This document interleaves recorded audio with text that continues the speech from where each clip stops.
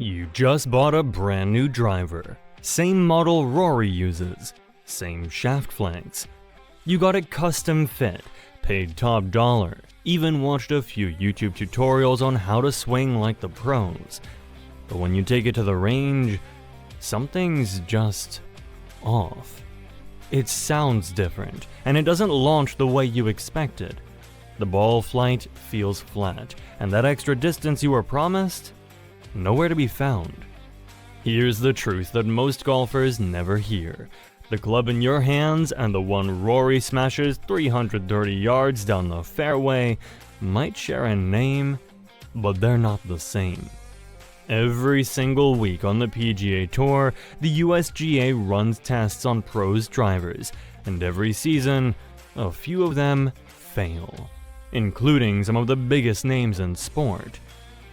Nobody's cheating. This is about the small details, tolerances, and the razor-thin line between legal and too hot. Today, we're looking at why tour players fail driver tests, what makes their clubs so different from yours, and why even the most expensive retail gear can still leave you 10 yards short. When you watch the PGA Tour, you see one thing loud and clear. Distance matters. Every extra yard can be the difference between winning and finishing T15. That's why pros chase every legal advantage they can, starting with the face of the driver. Here's where it gets technical. The USGA sets a limit on how much a club's face can spring or flex. It's called CT, short for characteristic time. Essentially, a measurement of how long the face stays in contact with the ball. The legal limit? 239 microseconds, with a tiny buffer for manufacturing variants. Now, here's the thing. Tour pros don't play it safe. They play it fast. Their drivers are built to push right up against the CT limit, sometimes within 1 or 2 microseconds. These hot heads aren't just randomly pulled from a factory rack, they're very carefully hand-picked, measured, tested, and often custom-built for maximum legal performance. Tour reps say that for every 8 heads sent to a player, only 1 makes the cut. The rest are rejected for being too spinny, or just not hot enough. That's how fine the margins are. Golf Digest has reported that some players will go through dozens of driver heads just to find the one that spins just right, launches at the perfect angle, and fits flush at address. But that level of optimization comes with a risk. Over time, the face can get too springy. After enough hard swings, especially at 120 plus miles per hour swing speeds, those faces flex a little more than intended. And once they cross the legal threshold, that driver's officially non-conforming. That's why the USGA performs random CT tests at events like the Open, the Players, and even the Ryder Cup. In 2019, 5 players failed the CT testing at the Open, including Xander Schauffele. In 2022, Scotty Scheffler and Rory McIlroy were flagged for dangerously hot drivers, just swinging clubs so finely tuned that wear and tear tipped them over the edge. So what about your driver? Let's break down how the retail version compares. And this is not what most golfers want to hear, especially after spending $600 on a brand new driver.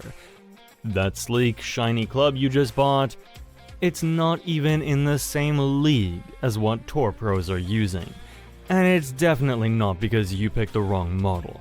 You could have the exact same head as your favorite PGA player with the same loft, shaft, and grip, but behind the scenes, retail clubs are built with one goal in mind: compliance. Here's the part that'll frustrate you the most. Your custom-fit driver might actually perform worse than a 10-year-old club if the loft or face spring is even slightly off. That's because manufacturers need to make sure every single retail club, even the worst one off the line, passes the USGA's CT test. So to avoid any chance of failing, they tone everything down. Less spring, less risk, less distance. And how much is that? Sometimes by 10 to 15 microseconds. And while that sounds small, it can cost you 3 to 5 miles per hour in ball speed, which in real-world terms means 10 to 15 yards lost. Gone before the ball even leaves the tee box. So while your driver might look like a tour weapon, it's been dialed down, not dialed in.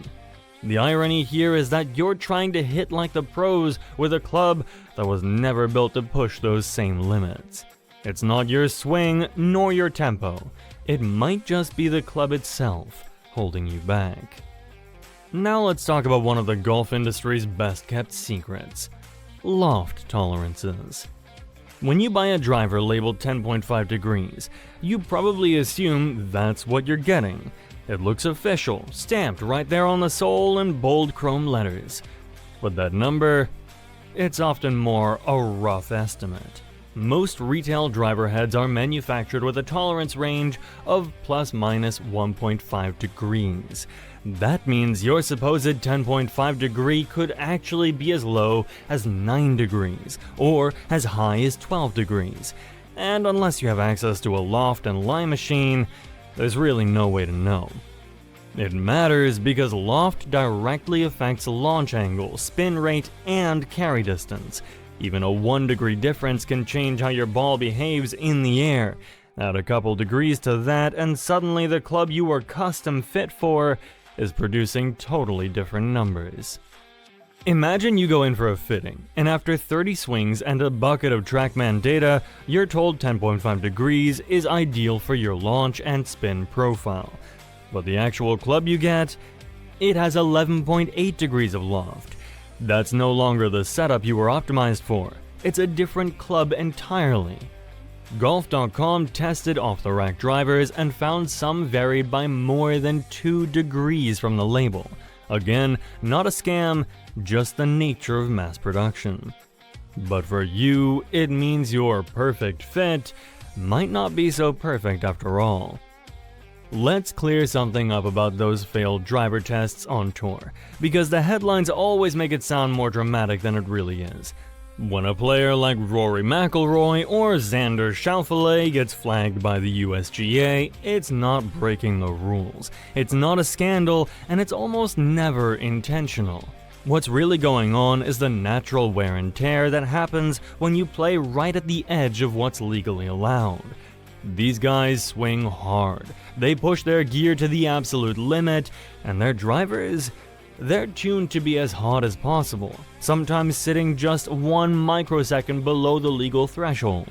Over time, with enough swings at 120 plus miles per hour, that edge can slip. It's a bit like a trampoline. When it's brand new, the bounce is tight and predictable. But jump on it long enough, and especially with the kind of force tour players generate, it starts to stretch. That face becomes springier, and eventually, it bounces too much. The same thing happens with driver faces. To measure that, the USGA uses a pendulum device, a small metal hammer that taps the face and records how long it stays in contact. If it clings for too long, that driver fails the test. That's why at majors like the Open or the Players, as many as 30 drivers might be randomly tested in a single week. No one gets fined or disqualified. Players just grab a backup head from the tour van and keep moving. For them, this is just routine. Another number to track and another detail to optimize in the endless pursuit of speed and distance. So why do tour pros get to play equipment that seems so much better than what you can buy in a store? It's not any conspiracy, it's just the benefit of being at the top of the sport. Pros get what's known as tour issue gear. Not illegal, but built to exacting standards that most retail clubs never come close to. These heads are handpicked straight from the factory floor, sometimes from different production molds altogether. They're CT tested before they ever reach the player, and if something looks off by even a few microseconds, it doesn't make the cut. Many of these heads are labeled with discrete markings like TC for Tour Conforming or a plus etched near the hosel. They're signs of a club that's been specifically crafted and cleared for high-level play. And beyond the clubs themselves, pros have access to tour vans packed with engineers, fitters, and gear techs who can adjust every parameter down to the gram or half degree. If a driver feels dead, swap it. Launch is too low, adjust the hothead or shaft combo in minutes. For amateurs, that kind of accuracy is nearly impossible to replicate. You might be playing the same model, but that doesn't ever mean you're playing the same club. So, all this leads to one big question. Honestly, probably not. Unless you're trying to qualify for the US Open and you've got a +2 handicap, chances are your driver isn't getting anywhere near the legal limits. Your club's not failing any tests, it's just not built to ride that edge like the ones the pros use. But it does mean one thing. Off-the-rack clubs are not one size fits all.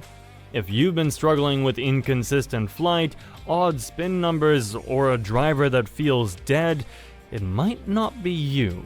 It might be the club.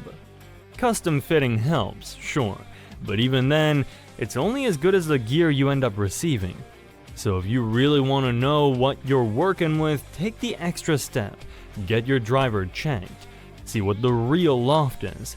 If you can, have the face tested too, because that little number on the sole doesn't always tell you the full story.